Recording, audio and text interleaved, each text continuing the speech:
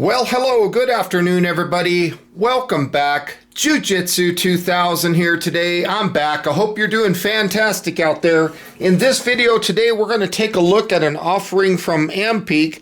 This is a 2000 watt pure sine wave inverter. And also in this small little box, there is a remote switch.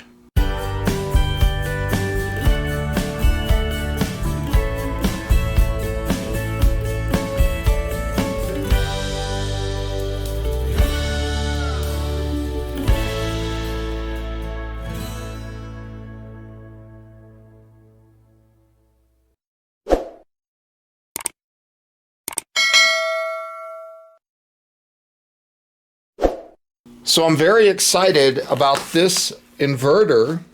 I want to say thank you to Ampeak right off the bat for sending this out for review. I'm going to take a look at the side of the packaging, and there's nothing there. There's just the logo on the front, and on the other side there's nothing. And on the back of the box it says maximum continuous power output of 2000 watts. AC output waveform, it's pure sine wave, and the operating temperature of this inverter in Fahrenheit is 14 degrees all the way up to 104 degrees Fahrenheit. Surge output wattage 4000 watts, and DC input voltage, so this will work anywhere from 11 to 15 volts DC as your input. On the bottom of the box, you can see there's a few warnings. Do not use this product where there are flammable fumes or gases. Do not insert foreign objects into the AC outlet, the USB port, or the ventilation holes. Do not use the inverter beyond its rated wattage capacity, and do not attempt to fix the unit by disassembling it or in modification.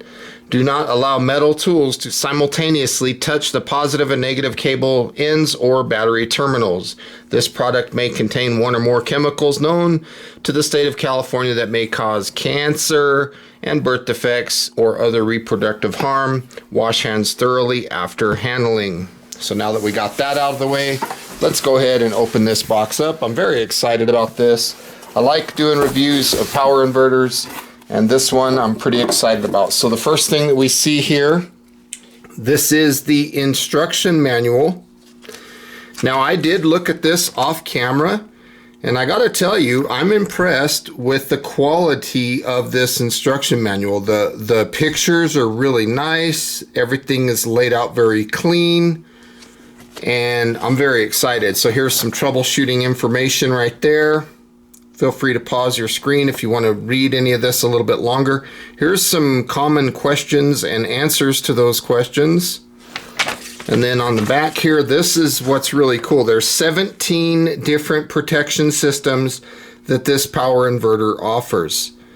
So that's very cool. Limited warranty. This inverter has an 18-month limited warranty. Important safety information right there. And then it kind of continues on. And then on this last page, there is some contact information for Ampeak if there's anybody out there that wants to get in touch with them. So the next thing that we see here in the box is the included wires. I think it's really nice that they include these, and these feel good. They're copper wires. They have the nice flexible filling to them. These are a number 4 AWG pure copper wires. So I'm happy that they include these. These are 2.63 feet long, 20 millimeter, 200 degrees centigrade. So very nice that they include that. And as you can see, the power inverter comes packaged very well. There's a little wrench in there, a little 14 millimeter wrench. Pretty cool that they include that. And then we'll pull the inverter out of the box, set that out of the way. And like I mentioned, you can see it's packaged very well. So looking at the top of the unit, you can see there's a nice LCD screen here. We'll be definitely looking at that more. Confirms to UL standard 458 input, like I mentioned earlier. DC voltage 11 all the way to 15 volts. Output is 105 volt. AC all the way up to 125 volt AC. So very cool. And the USBs have a DC output of 5 volts at 3.1 amps. Here is the business end. You can see that there's an on-off switch here. We're going to go ahead and turn that off for now. You have 3 AC outlets. You have a 12-volt socket here, so if you wanted to plug in some appliances or something that you would normally run, like in your vehicle or something like that, that's a good port for that. You've got your 2 3.1 amp 5-volt USB ports, and then you've got your plug-in for your remote switch. On the other end of the inverter, you can see the terminals, positive and negative. There's the ground lug, and then you have dual fans. Now, they do say that this inverter has quiet fans, and we're going to find out. We're going to take a look at that. Right here on the bottom of the unit, here is some warnings, so make sure that you're paying attention to that. Now, what I like here is this mounting options that this has. I like the color, the orange color, but you can zip screws down, 1, 2, 3, and zip this thing down to a piece of plywood or up on a wall to a piece of plywood. You got 6 connection points where you can connect this power inverter. And for a 2,000 watt unit, this thing is a lot smaller than I thought it would be. Like I said, there's 17 safety protections on there. So these receptacles have the ability to run 20 amp AC output. Now, the safe power display will show the working status of the inverter. Another thing that I'm really excited about this inverter is they say that its conversion efficiency of making this pure sine wave is over 90% efficient. So that's pretty cool. This is good to have an inverter like this for unexpected losses of electricity. Maybe there's some bad weather, maybe there's a hurricane, something like that. A storm coming in, maybe the grid goes down. There could be emergency power outages, or if you're going to be wanting to live in an off-grid situation, maybe you're in a van or a bus or a boat. Maybe you have an RV, or maybe you're going to be living in a tiny house or a shed or something like that. So this will work good for those things. Also good for blackouts. You can take something like this camping or on a job site to run power tools, outdoor adventures and things like that, or just in general for emergency preparedness. 2,000 watts of continuous power and being pure sine wave power, that's fantastic. Sine wave power is cleaner electricity, so it's really good for medical equipment and it's good for electronic devices.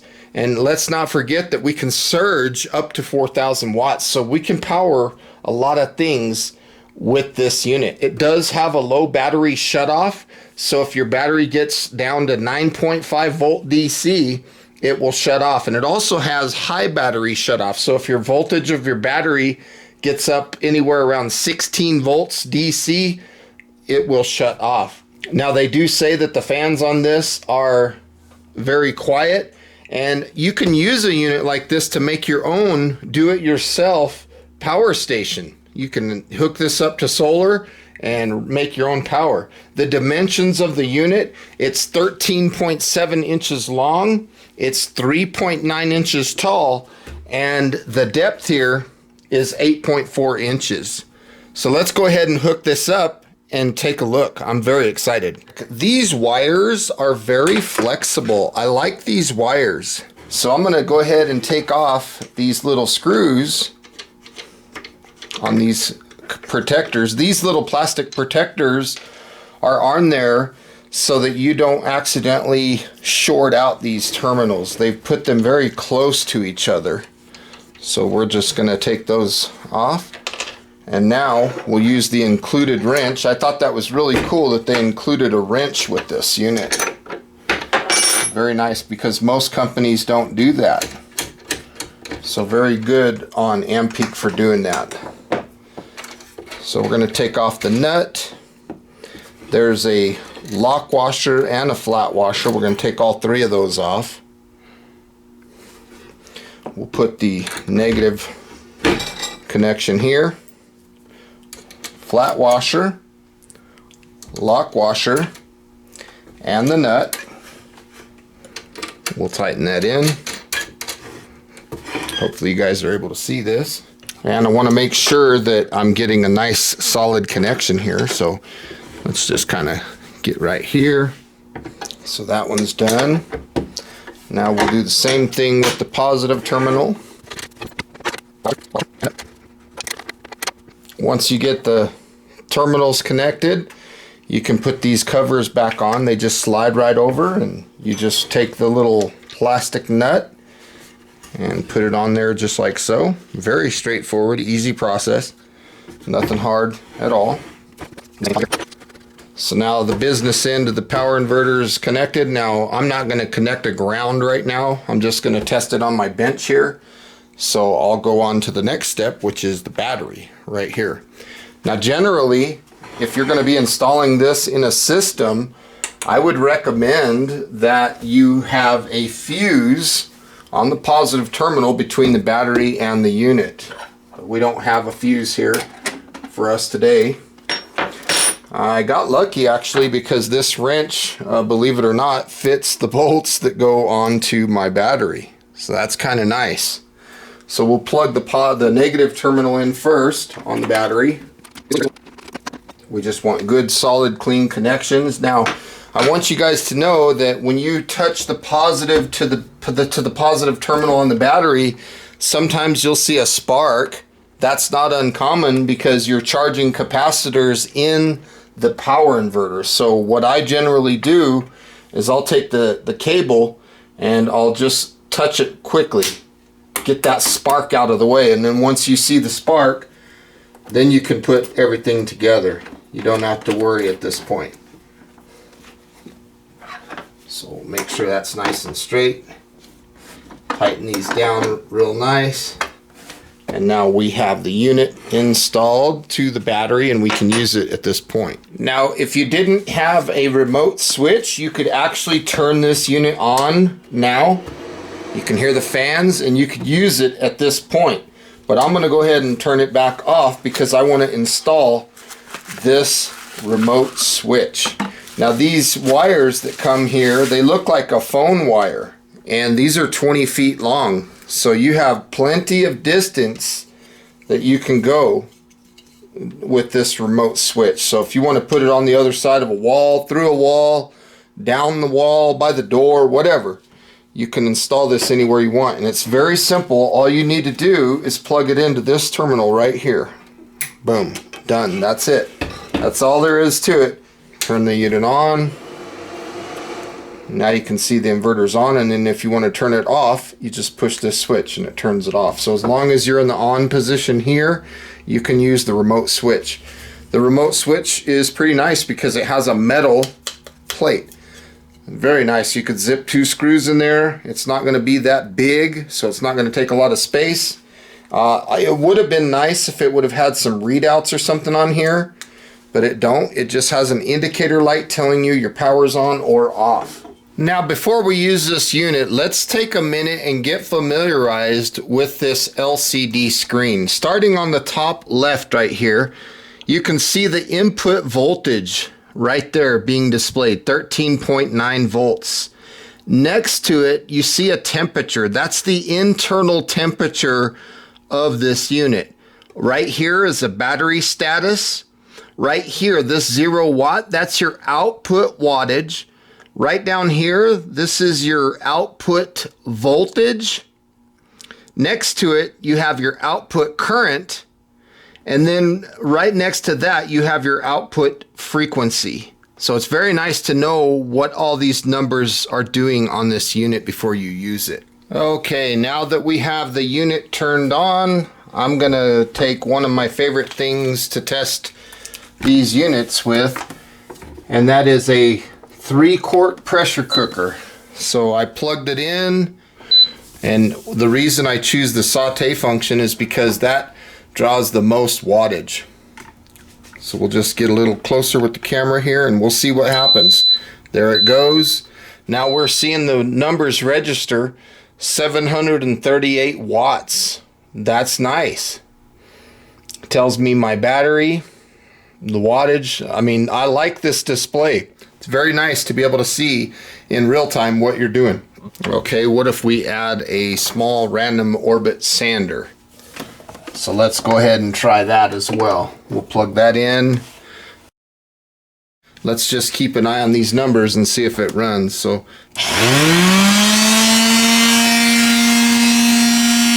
721. Now it's down to 899. 896. So no problem.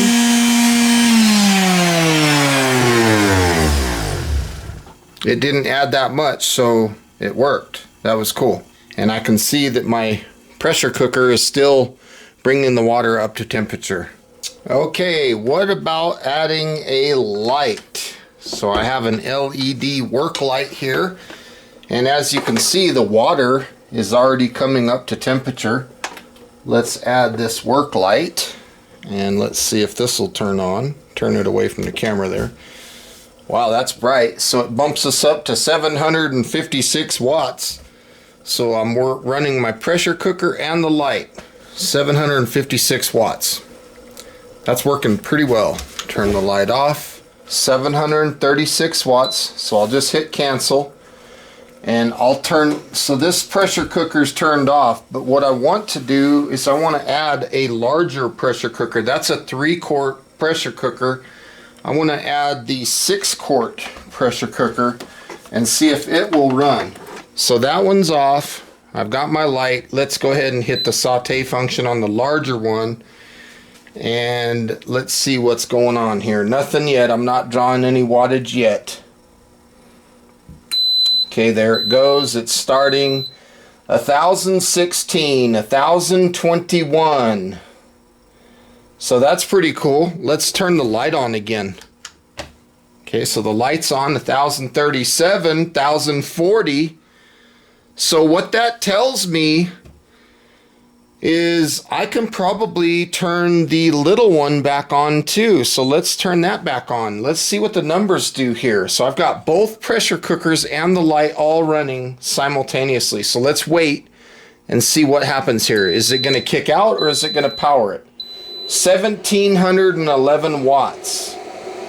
You can hear the fan running. 1705, 1675, and I'm running a light and 2 pressure cookers. That's a good test.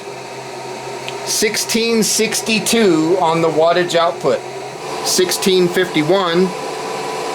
You can see the battery is decreasing. And that's fine. It does that more when you have the device under a load.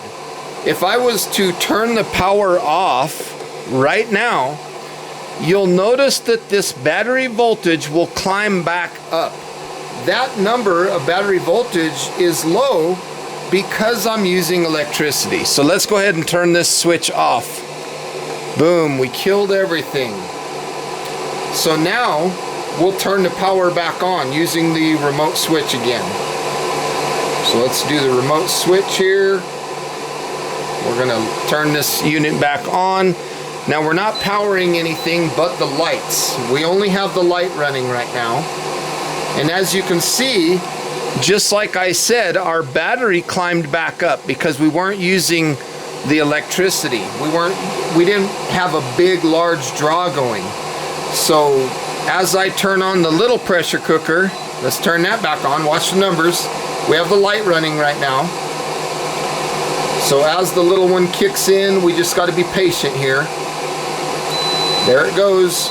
There's the little one kicking in, plus the light, 753 watts. Now let's kick on the big one again. So we'll have both pressure cookers and the light running all simultaneously. We'll also notice that the battery level is going to be coming down. Here comes the big pressure cooker.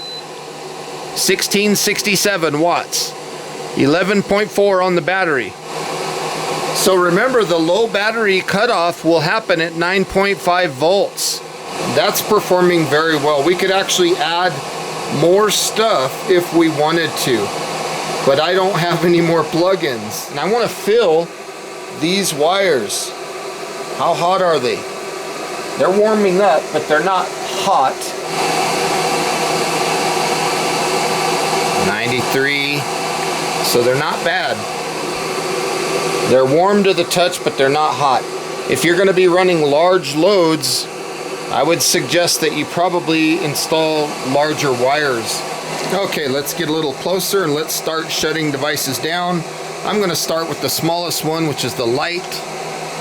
And now we see the numbers change down to 735. Let's turn the big one off, which it wasn't drawing anything because it's already up to temperature. Still drawing on the small one, 735. Let's push the cancel button. And now we should probably see our wattage drop down, and it just did. It dropped down to 0. The battery came back up.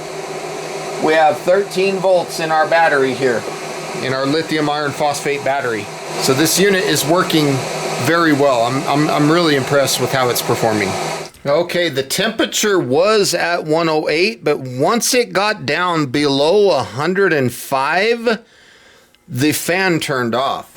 Something that I really like about this unit is whether the power is on or off, the fans will still run if you're above 105 degrees. So here I'm going to turn it off, and you can see even though the unit's off, the fans will still run. They will still cool that unit.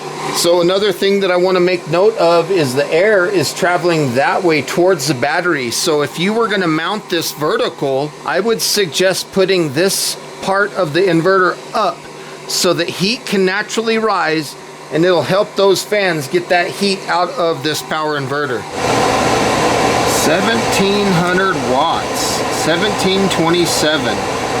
I'm running this cooler, and it's putting out fantastic cold air. I have it on high cool, and it's working really good. I'm impressed. This unit works very good. So now I've put it down to low cool and energy saver, and let's take a look at those numbers. 1564, 15, 16, 12, 1471. That's impressive. So now I have the cooler on automatic and energy saver, and you can see that the wattage has dropped, and it's cold in here. I'm getting ready to turn this cooler off. It's cranking out some cold air. So let's keep an eye on the numbers as I turn this unit off. So I just turned the cooler off. You can hear the fan running on the inverter, and look at the battery. It went all the way up to full again. 12.8 volts. This is very impressive.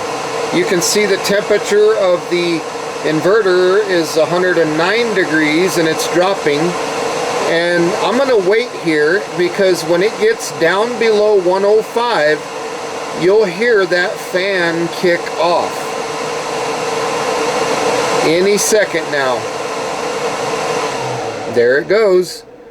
I love this unit. It works very well. To have the ability to run a large window cooler like this, that's pretty impressive, because this thing was cranking out some serious cold air. I mean, that is just fantastic. So if you were going to run something like this, maybe in an off-grid situation, if you bumped up to 200 or 300 amp hour, or did a couple batteries in parallel, you could run this cooler for quite some time. My final thoughts on this unit are very simple. It's a performer. You saw it do a lot of work. It's easy to install, and I can't stress it enough. I'd recommend, if you're going to install this in a off-grid situation or something, to put some kind of fuse between the battery and the inverter. The only reason I didn't do that today is because we're just testing out here. If you're going to be doing large loads, a little bit larger wires might make it work better. I like the remote switch. I think the inverter works good. The fan, they say that it's a quiet fan, but I'm not noticing that. It made plenty of sound. So it is what it is, but the performance, I think, speaks for itself. Folks, I want to say thank you for watching today. I hope you enjoyed this video. If you're interested in this power inverter, I'll put a link in the description box down below where you can find that. 17 protection systems. That is fantastic. So folks, until next time, I hope you guys have a beautiful day. Please do me that favor and thumb up this video on your way out. I love you all. We'll see you on the next one. Bye for now.